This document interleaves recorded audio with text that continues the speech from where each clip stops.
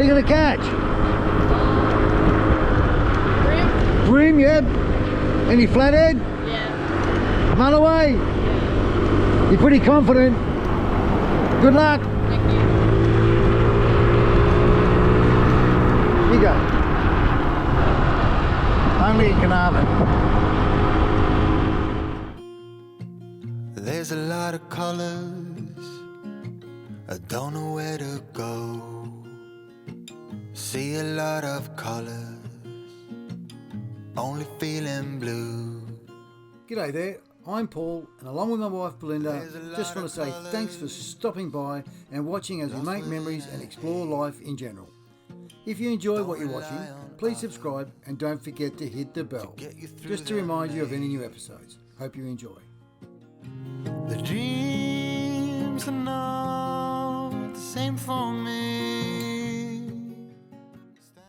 Good morning, it's Paul from Carnarvon in the midwest of Western Australia, up in the Gascoyne. So this morning I'm going to meet a guy called Noel, who is the Commodore or the commander of the Sea Rescue here in Carnarvon, as I am going to register my interest to become a volunteer. So it's going to be a really interesting understanding of what's expected and how often and all the rest of it. And the whole intent is to give something back to Carnarvon as a semi-retired individual, as well as get further connected to what I enjoy doing, which is boating and fishing in the local area. So should be a bit of interest. So let's go and meet Noel and see what it entails. Mode of transport to going meet Noel isn't going to be my car today. I'm going to take the scooter, the Red Rocket.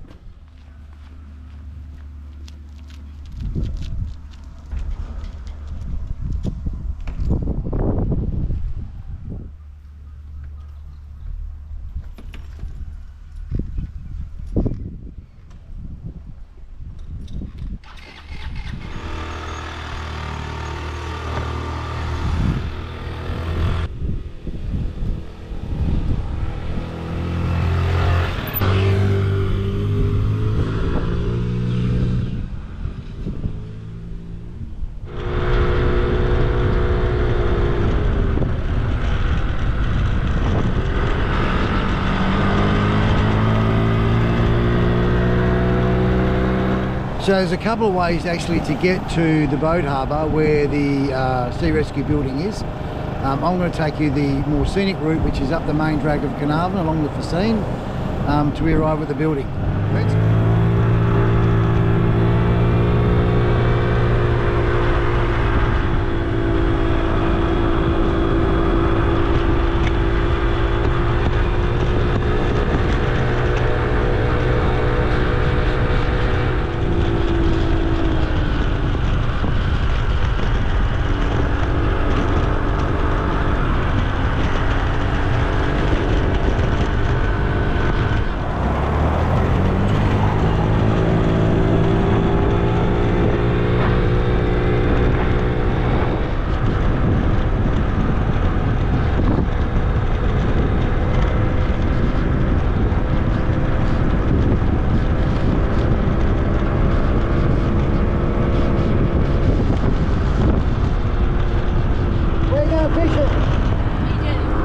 Which jetty? What are you going to catch? Bream? Bream, yeah. Any flathead? Yeah. Mulloway? Yeah. You're pretty confident. Good luck. Thank you. Here you go. Only in Carnarvon.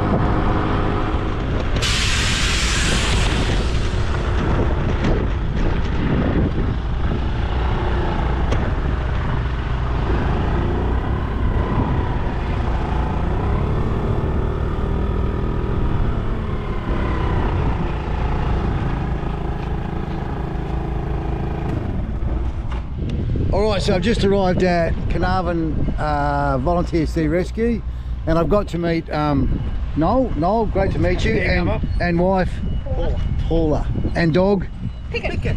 Picket. So I'm going to spend a bit of time with Noel and Paula this morning and understand what it is I can do to contribute to not only Carnarvon but also the Sea Rescue group. Let's go and see what it's all about. This is the old building. Yeah. We're in process now. We've just built the shed. I'll show you in there a bit later. There's a boat, truck, everything in there. Wow. And we have a boat down on air berth. And now we're in the process of going through the stages with DOT and DFAS for the new building. Oh wow, okay. But right now this building is where all the radio activity works and... Yes, our our extended lease expires December 26 on this block. Oh, so it's got to happen pretty soon. It's got to happen.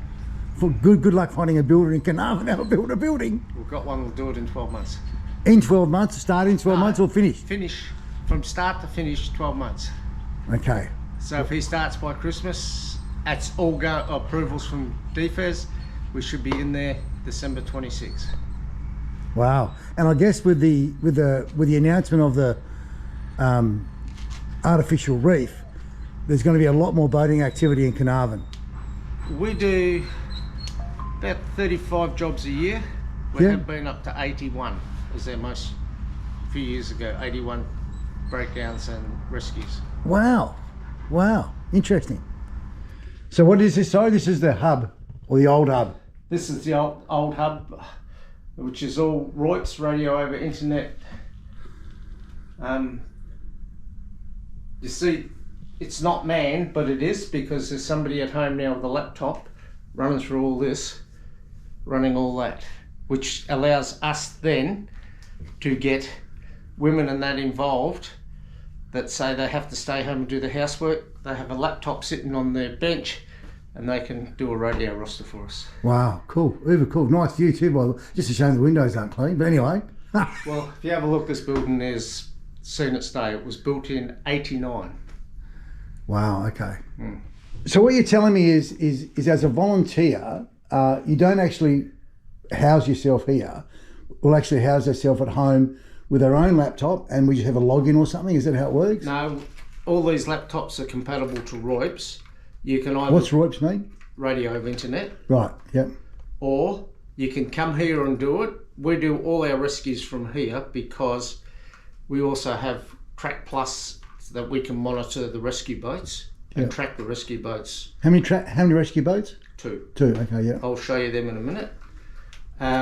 Yeah, and here, if we lose power, we have secondary battery backup. Right, that okay. we can just go switch straight to radios. Right, yeah, yeah. And question without notice and on the fly, I'm a bit like that. So how many, because I haven't done it yet, I've voted out of here, but I haven't logged on. How many people log on? Not enough. Not enough. But I knew you were going to say that. There's a new Decky app coming out now that DOT are pushing. This app, once you log on to the app, it will come to us in this area and then we can track you, not where you're going, just track you in and out times. Oh, so not a GPS track? Well, if you leave any phones, if you leave that app on, it'll track you. Okay, well that would make sense, wouldn't it? Yeah, but that's only going to be as good as Telstra. Right, okay, so depending on how far out you are, or depending on your connection? Because 15 miles out here, you've virtually got no phone, but you can go from here to Cape Cuvier and you have phone. Oh, because you're close to the Cape? No, because there's a repeater and that at there for the salt mine. Right. So if you drive north, I'm going to say 40 k's as the crow flies. Is that about where the Cape is? No, the Cape is 42 nautical miles. Oh shit, okay, so it's that far. Yeah. You'll have mobile phone coverage the whole way? Most of the way. But if you go 15 nautical miles out that way, you don't have it. So what about 10 nautical miles that way? You have it? Or sporadic? Sporadic. Yeah. Because there's there's a tower at the blowholes and then there's a tower on top of Cuvier Hill. Yeah, right. So how does the volunteer rosters work? At the moment, the radios are only covered Saturday and Sunday, and then we have 3 home bases that run during the week. Well, hopefully for the new building, we can run a lot longer. DFAS are trying to bring a log in, log off, where there will be a volunteer hub will do all the downtime that we have. So The site's only manned Saturdays and Sundays. Yes. Right. Okay. Unless there's a rescue. Unless there's a rescue. Okay. And then Monday through Friday, you've got 3 town hubs. Yeah. And that's done by laptop at home. No, it's done by radio. Right. So Noel's just taking it across to the relatively new shed, which has 1 boat in it. And Noel also just finished telling me the story of why it's not sitting much closer to the drink. And that's a whole other story for another day, probably over a cold beer, Noel. A cold beer and a hot day. Yeah, so we've just learned that there's 41 active members. Wow, that's huge. So I thought my shed was pretty big. Nah. This is a serious shed. Wow. That's our small boat. Oh, this is the small, so the one down the marine is bigger than this. One of the marina goes on this truck.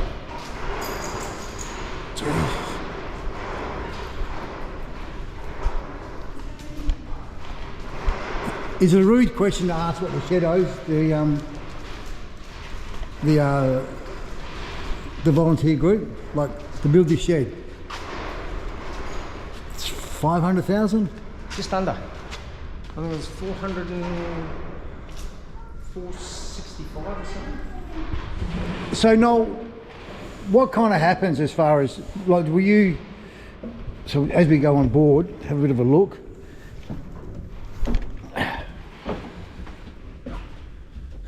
What happens as far as, will you, or does the, do you have a group of people that do like inductions every quarter, or how will my journey look joining the rescue? Well, we do training every second Tuesday night and last Sunday of every month. Yep. And then plus your online training and your pathways to become an operator, a skipper. Okay, so Senior skipper. So there's a process. As a process, yeah. So will I have to fill some paperwork out and documentation, or? Yes. Okay. I've got a police clearance. You'd be pleased to know. That doesn't matter. You still got to get one through DFS. Okay. So there's a process to go through. So there's some online stuff every second Tuesday and every how many Sundays? Last Sunday of every month. Okay. So that's training. That's training. Is that like a practice training, or that is like refreshers, or? It's more refreshers on boats, tying knots, splicing, and I've always wanted to learn how to splice. Well, awesome. you come to the right place. Yeah. Okay. So how long do you think it'll take me to complete all my, and I'll be pretty full on with it. So if I start tomorrow, yeah, filling out my paperwork and so on, how long will the whole process take me to become a volunteer? A volunteer, you'll be overnight. You'll be volunteer once Okay, yep. once all the paperwork's in and approved by DFS. Yep. And then we do a full radio course. Yep. And that allows you to go on these vessels as a crew. As crew, yep. As crew to start with, and then you do seamerships. Seamanship 1s are online. Seamanship 2, and all that is in Jordan. DFS pay for the whole lot. Do I have to go to Jordan to do it, or can you do it online? No, Jordan to do it. Okay, yep. They actually pay you. So each of the 41 volunteers you've got now have completed this? No, because we have a lot of radio operators. We would have, for just a rough guess, 15 or 18 for the boats. If you want to become a skipper, you got to go from the start, introduction, right to pathway 6. Right. Where a radio operator only goes 2 pathways. So what about if I just want to be a decky? You want to be a decky, you go 3 pathways. Okay, so as a decky, I'll go 3 pathways. That will also include the radio. Yes. But it won't be the skipper. Won't be a skipper. How many skippers you got in town? We'd have 9. So you got enough skippers? Yeah, but more the merrier. I prefer to send 2 skippers out than 1. Ah, okay. Because if something happens on a boat, well, something happened to me, I smashed my knee, see? Knee replacement on a rope box. I Right. brought that boat home. Though we had 2 skippers, the other skipper could have brought the boat home if I was buggered. Right, okay. Wow, interesting. Mm. Wow. And again, I won't be offended if you can't tell me, but this boat we're sitting on, back of the envelope, what's it worth? You can't say? No. Top secret? I can tell you, but I can't say. Yeah. But if I was to said north of 500,000, Yes. but south of 1 million. Oh yeah, very much south of me. It's Don't say, but I'm going to say a rubbery number, what we're sitting on right now, which is how long, the smaller one? this is an 8 metre, 8 metre, fully kitted out, fully kitted out on north trailer. of 500 grand. On trailer, it's not quite 6. Right, wow. So Noel, just back to the social aspect. Did you say that there's a gathering every month? Last Friday of every month. Last Friday of every month, and where is that sort of? It's here. At the old building? At the old building? Yeah, we usually have a barbecue or casserole night or something like that, just to get all members or as many members together to have a bit of a social get together. And it's the whole family. It's not just the volunteer. The whole family. And like you have to pay like $5 a head or something, or $10. Like if we have a casserole night, you just bring a casserole and put it on the table. Right. And we have a bar, which I can't say we sell, but we have a bar there, and you just. It's okay. I'll edit that out. Eh? I'll edit that out. With cheap. Yeah, right. Just to cover that side of it. So the last Friday of every month. Last Friday. Starts of every what month. time? Starts at 6 o'clock. And finishes whenever the last person leaves. Yeah. So what you just said is the process will be something like, once I start, I'll meet your daughter and she will hold my hand or be like my buddy. Yeah. And she'll step me through the process. Yes. And then she'll tell me when I have to go to Geraldton. Well, she'll tell you when courses are going to be run. Yeah. And if you can go, everything's found, and you go down there. It's usually travel Friday, Saturday course, travel home Sunday. Yeah. Unless you do what they call a block skippers training, which would be a week. Right. Okay. Yeah. You travel Monday, do the training Tuesday, Wednesday, Thursday, part of Friday, part of Saturday, and go home Sunday. Right. Wow. Just a bit, and I say this respectfully, just to be a volunteer. So to be a volunteer, it's not a case of sweeping the yard or this is it depends on which part and how far you want to go to be a volunteer. Yeah. But if you want to be a senior skipper, you got, apart from driving a boat, which is what they call a day skipper, the senior skipper's all done at night. Right. I mean, when you get out there in the middle of the night and you're looking for somebody, it's totally different. And as you said, you averaged, last year you did 30, about 30? About 30 to 36, I'm not quite sure. And you've actually peaked at 80 rescues. Our biggest was 81, yeah. And what is the most common reason why you have to go and rescue people? Well, that depends. A lot of breakdowns, but with the new technology of boats now, you don't seem to get as many breakdowns. People sinking, you're looking for, yeah. There's a lot of things. We've looked for other people been in the water too long and all that. Right, wow, so it's really wide and varied. Varies a lot. All right, so I'm still here with Noel, and as those that know me know, I do like a chat. I think I've chewed his ear half off, but this is a fascinating a whole journey and experience I'm about to encounter. But what Noel's just suggested now is we pop down to the marina and have a look at the other boat. And then I'm going to let this guy go before I start my journey in becoming a volunteer with the Carnarvon Sea Rescue. So we've just made our way down to the marina where the second rescue boat is. So tell us a bit about this second. How old is this rescue boat, Noel? This one's 14 years old. It's due for replacement next year. Yeah. Because under AMSA now, it's only 15 years. Yep. And it should be replaced. Right, okay. And again, so that's got to be funded by DFES. Yes. And they'll be looking at between 500 and $1 million. No, the next one's a 12 metre, which is in the vicinity of 1.2. Jeez.